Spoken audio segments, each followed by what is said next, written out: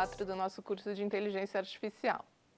Hoje a gente vai começar a falar de jogos. Então a gente viu buscas por solução de problemas e hoje a gente vai falar do que a gente chama de busca competitiva, onde a gente tem mais de um agente procurando a solução, os dois competindo para encontrar a solução ou a melhor situação primeiro. Então, o que a gente estava vendo até agora, a gente não tinha iteração, tudo dependia de um só agente. Então, a gente tinha controle sobre as ações dele e ele podia procurar qual que era a melhor solução, porque nada interferia, uma vez que ele planejasse as melhores ações. No caso de jogos, a gente tem um oponente, e esse oponente ele é imprevisível, a gente não sabe o que ele vai escolher. O agente ele vai precisar considerar todos os movimentos possíveis do oponente, para poder levar em consideração na hora de escolher a melhor estratégia. E a gente vai pensar aqui em jogos com 2 jogadores. Essas estratégias podem ser estendidas para mais jogadores, mas o caso simples, a gente tem 2 oponentes, um que a gente chama de max e um que a gente chama de min. O jogador max é sempre o que começa, ele vai tentar maximizar, escolher os melhores valores para ele mesmo. E o oponente vai tentar escolher o pior valor para aquele jogador max. Então, se a gente for olhar essa ideia de jogos como um problema de busca, a gente tem como antes um estado inicial, a gente tem uma função sucessora aqui, que são as ações e para que estado cada ação leva. A gente tem a ideia do teste de objetivo, mas a gente tem uma novidade aqui, que é uma função de utilidade, que ela vai dar um valor numérico para cada estado terminal, ou seja, para cada estado em que eu chego numa solução, ou no final do jogo. Para dar um exemplo, o jogo talvez mais simples, mais conhecido entre 2 oponentes é o jogo da velha.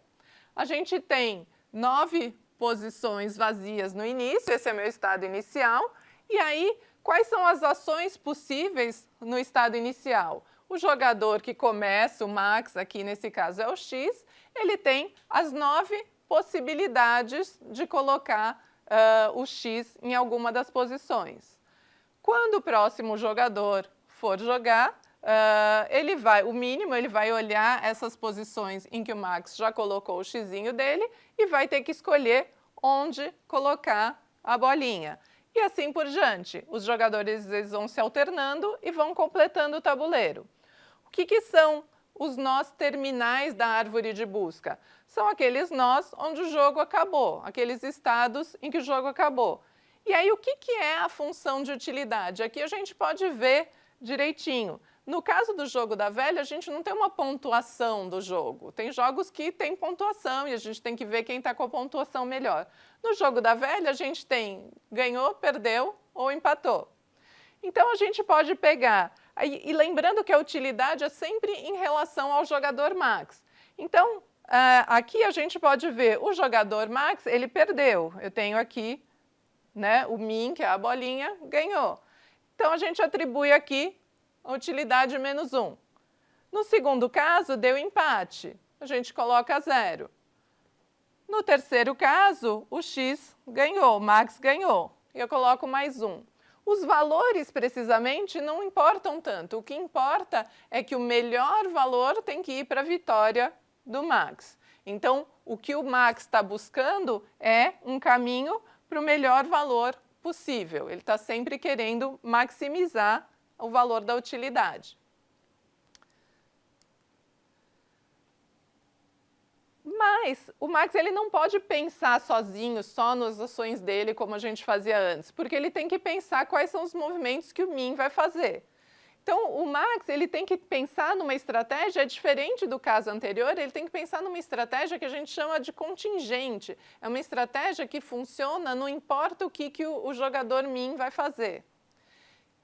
E, na verdade, o modo como a gente vai calcular isso, a gente vai calcular o que a gente chama de valor minimax para cada nó, que é a utilidade para cada estado. E ela vai ser calculada assumindo que sempre que o min vai escolher, ele vai escolher o que é melhor para ele, ou seja, o pior valor para o max.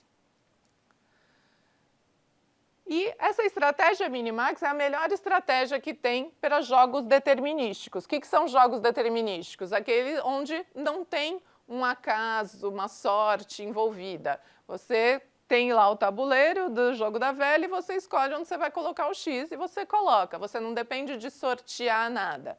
Então, esses são jogos determinísticos. Para eles, o minimax é a melhor estratégia que tem. E a ideia é sempre pensar, então, supondo que o seu inimigo vai fazer o que é pior para você, como que você pode ainda obter a melhor solução? Como a gente calcula esse valor? A gente tem aqui, então, o valor minimax de um nó, né, para um nó n, a gente olha, se esse nó é terminal, ele tem uma utilidade já atribuída. No caso do jogo da velha, mais 1, menos 1 ou 0. Se o nó não é terminal, a gente vai olhar, se ele é um nó max, ou seja, é o jogador max que vai escolher a ação que vai fazer, a gente olha todos os sucessores dele e escolhe o melhor. Então, a gente olha os sucessores e pega o máximo entre eles. Se ele for um nó min, então um nó onde o min vai fazer a escolha dele, ele vai escolher o pior valor para o max, então o menor valor, vai minimizar o ganho do outro jogador. Então, para a gente olhar um exemplo aqui pequenininho, a gente tem aqui um jogo onde eu tenho 9 possíveis estados terminais e cada um tem a sua utilidade. O jogador max, ele quer maximizar o ganho dele, então ele gostaria de chegar aqui, mas ele não pode determinar o caminho que o min vai seguir. Então, o que a gente faz? A gente vai propagar essas utilidades dos nós terminais até a raiz da árvore. Quando a gente olha aqui, então a gente começa a propagação, a gente chega aqui nesses nós terminais, eles têm uma utilidade, e esse aqui é um nó min. Então, é o min que vai escolher, e ele vai escolher o valor mais baixo. Então, esse valor aqui, esse nó aqui vai ter um valor 3 de utilidade, é o valor max min dele. Aqui também é o valor de min. Então, da mesma forma, o min ele vai escolher o menor entre os nós sucessores. Aqui, 2. E, mais uma vez, ele vai escolher o menor aqui, 2. Então, a gente nunca vai conseguir chegar nesse nó 14, porque se o min chega nesse ponto de escolha, ele vai escolher o pior entre eles. Pior para o max, melhor para o min. Agora, nesse caso aqui, esse é um nó max. Então, o max que vai fazer a escolha, ele vai escolher o que é melhor para ele. Ou seja, ele vai olhar os sucessores e pegar o máximo entre eles. Então, o melhor que o max pode fazer é conseguir 3. Mesmo tendo outros valores aqui, supondo que o min joga bem e vai escolher o que é melhor para o min e pior para o max, portanto, o melhor que o max consegue nesse jogo é um ganho de 3, é uma pontuação de 3. E o que esse algoritmo faz? Ele faz uma busca completa na árvore de jogo. E se a árvore é finita, ou seja, se todos os caminhos têm um terminal com a utilidade dele marcada, esse algoritmo é completo e ele é ótimo sempre que o oponente for ótimo. Porque a gente está sempre supondo que o min vai fazer a melhor escolha para o min. Se o min não for um bom jogador, talvez ele escolha errado e aí essa estratégia não é mais ótima. Mas se a gente tiver com 2 jogadores totalmente racionais, esse algoritmo ele dá uma estratégia ótima para o jogador max. O que acontece, o que a gente está fazendo é uma busca em profundidade. A gente vai desenvolvendo a árvore e depois vai voltando os valores dos nós, das folhas da árvore em direção à raiz. Para jogos mais reais, melhores, né, mais representativos do que o jogo da velha, que é simples, bom, no jogo da velha a gente já tem 9 fatorial nós, né, de estados possíveis. Já é um número grande. Mas aqui, no xadrez, a gente tem em cada nó, a gente tem mais ou menos da ordem de 35 ações possíveis. Então, isso é o quanto a árvore ramifica. E, além disso, num jogo típico, a profundidade da árvore vai ser mais ou menos 100. Ou seja, rodar esse minimax até o fim não é possível. A gente tem estados demais e a gente não tem memória para armazenar todos esses valores. Então, nenhum jogador de xadrez ele consegue pensar no jogo todo até o fim. Então, por mais que exista uma estratégia ótima, ela não é factível. Normalmente, os jogadores eles conseguem pensar 5, 6 jogadas para frente, se eles são muito bons. Para tentar melhorar um pouco isso, existe um algoritmo que é conhecido como poda alfabeta. E qual que é a ideia da poda alfabeta? É que, como a gente tem um número de estados exponencial que são desenvolvidos pelo algoritmo Minimax, a gente quer um jeito de achar a decisão correta sem precisar expandir todos os nós. E a gente quer retornar mesmo a solução que o Minimax, que é essa garantia. Como que essa poda funciona? A ideia é que a gente pode analisar os valores antes de ter um resultado total. Então, quando eu estou fazendo a busca em profundidade, eu cheguei aqui no primeiro ramo, cheguei no fim, e eu sei que, dados esses valores, o min vai escolher 3. Eu ainda não sei o que o max vai escolher aqui, mas eu sei que ele vai escolher alguma coisa maior do que 3, porque ele já tem uma possibilidade de 3. Se os outros nós forem menores do que 3, ele não vai se importar com esses outros nós. Então, a gente já anota aqui que só interessam nós maiores do que 3. Aí a gente prossegue a busca, vai expandir o próximo ramo. Quando apareceu esse 2 aqui, antes de examinar os outros, eu já sei que o min, como ele vai escolher o menor valor, ele vai escolher no máximo 2. Então, o valor que vai nesse nó é menor ou igual a 2. Ou seja, esse ramo não interessa para a decisão do max. Como esse valor não vai poder ser maior do que 2, e eu já tenho um outro ramo que tem valor 3, esse ramo simplesmente não interessa. Então, ele é podado. Eu não precisei expandir esses nós aqui, não me interessa qual que é o valor que eles têm aqui, eu posso simplesmente não olhar para eles e continuar para o próximo ramo. Nesse caso, a gente faz a mesma coisa, só que aqui eu só tenho que o valor é menor ou igual a 14. Então, como aqui menor ou igual a 14 não está incompatível com buscar algo maior do que 3, eu vou continuar expandindo. Então, quando eu acho 5, eu já sei que aqui vai ter que ser menor ou igual a 5, mas ainda não é incompatível com 3. Quando eu encontro 2 aqui, bom, aí o valor desse nó vai ser 2, e aí eu já sei que eu não vou olhar esse ramo. Então, no final, eu vou ter 3. É o mesmo valor que eu tinha antes, mas eu não tive que olhar todos os nós. O que é interessante aqui são só 2 nós, mas aqui eu podia ter uma outra árvore pendurada, podia ter um monte de nós. E eu simplesmente deixei de olhar esse caminho e eu tenho certeza que a solução encontrada é a mesma aqui no Minimax. Um problema dessa poda alfabeta é que depende, o quanto a gente vai ganhar, depende da ordem que os nós são examinados. Então, aqui, como eu abri primeiro 2, eu não precisei abrir esses. Se eu tivesse aberto aqui nós que são maiores do que 3, eu ia ter que olhar até o fim.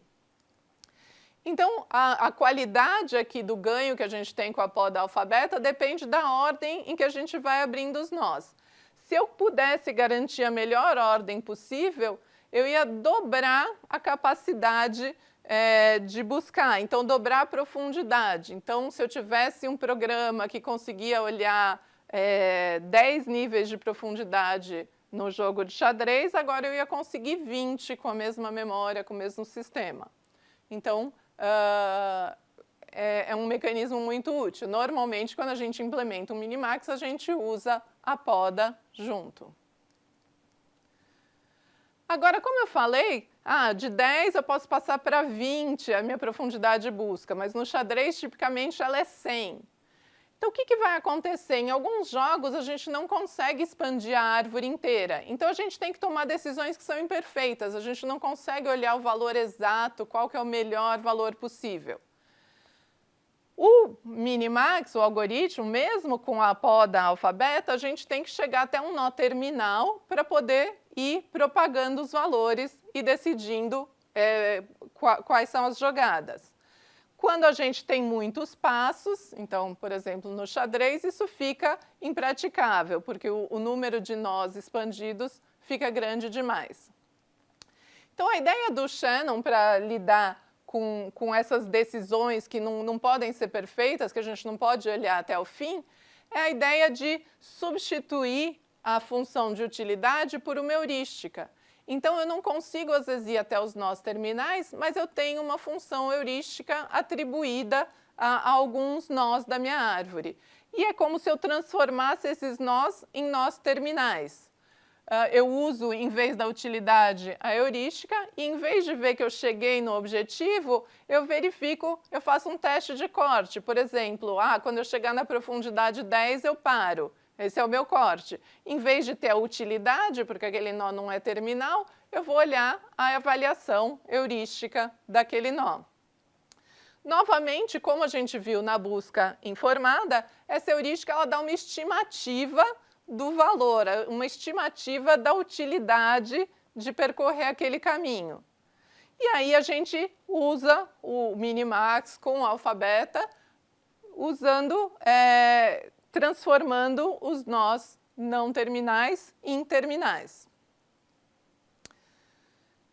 E a ideia é que a heurística, quando a gente leva em consideração a heurística, ela tem que ser baseada na ordem em que a utilidade verdadeira seria atribuída para os nós.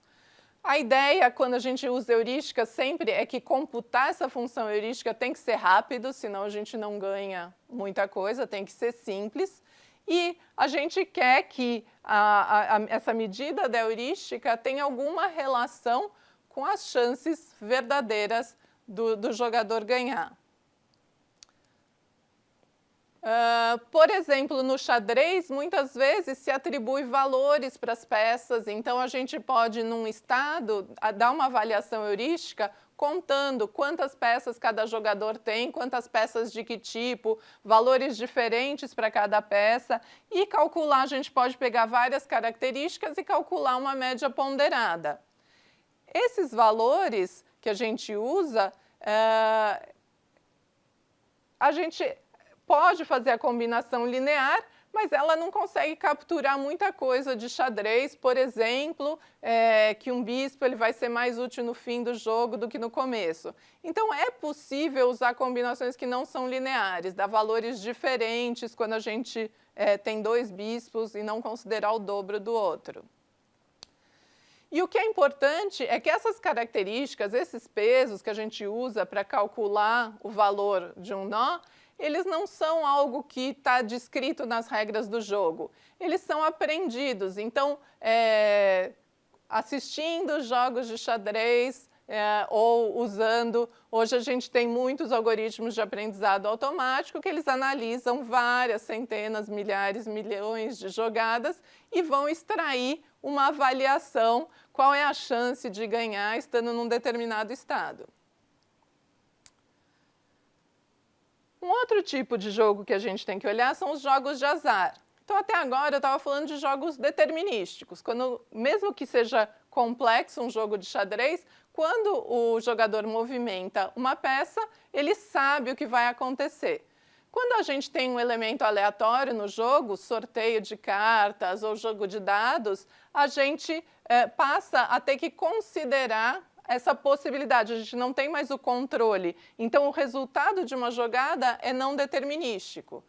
E isso é o que acontece no mundo. Se a gente pensar em agentes se virando no mundo real, tem tantas coisas que interferem, que parecem aleatórias, que esses algoritmos eles ficam mais parecidos do que acontece no mundo real. Então, eles são muito úteis para aplicações reais.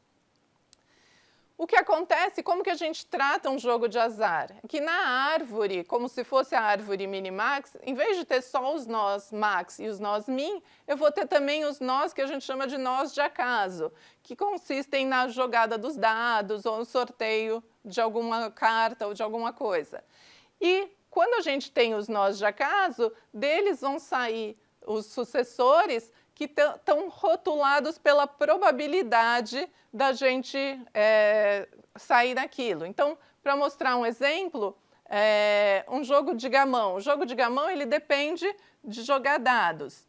Se a gente olhar aqui, a gente tem 2 dados, um com 6, um com 5. E eu tenho uma série de jogadas possíveis. Eu posso pegar um elemento daqui, andar 6 casas, e outro andar 5, ou posso pegar um daqui, um daqui. Eu tenho várias jogadas possíveis. Mas as jogadas que eu posso escolher, elas dependem do valor dos dados que eu não escolhi. No caso dos dados, a gente sabe que cada combinação de dados a gente tem 36 combinações possíveis, a gente tem as que os dados são repetidos, tem probabilidade de 1 sobre 36, mas as outras, como 2 e 3, 3 e 2 é a mesma coisa, a gente tem probabilidade 1 sobre 18. E aí, a gente não consegue calcular o valor exato, só o valor esperado.